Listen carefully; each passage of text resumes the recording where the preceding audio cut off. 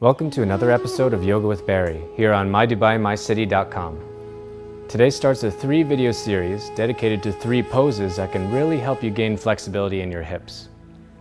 Also, by opening the hips, you can start to alleviate symptoms of pain or discomfort in other parts of your body. If you have low back pain or tight hamstrings, it's most likely that your tight hips are the real source of the problem.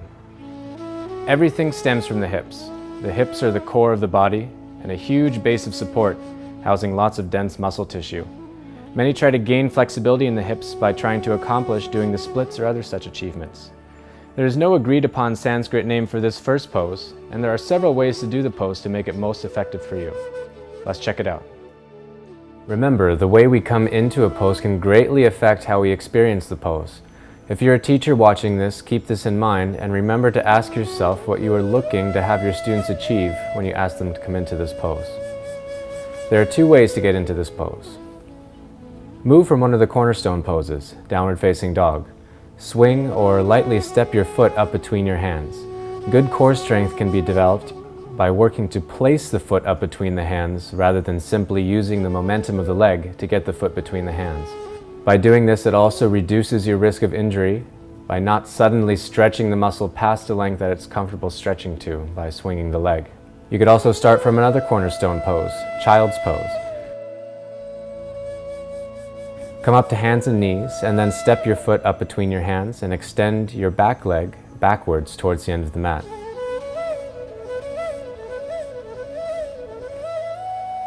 Once the foot is up between the hands and the back leg extended, ensure these following 3 things are happening. You can easily observe them in a mirror. Make sure that your knee is not going past your big toe. In fact, angle it towards your little toe. Ensure that it is staying over the heel. By doing this, it helps to lengthen muscles that connect to the hips. Push through your back heel.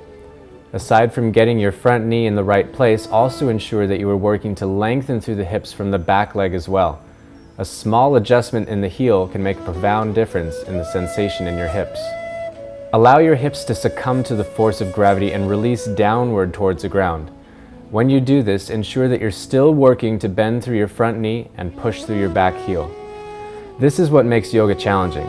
It's difficult to focus on so many different parts of the body at the same time. A pose like this is a good example of how yoga can build good body awareness. Make yourself as comfortable as possible.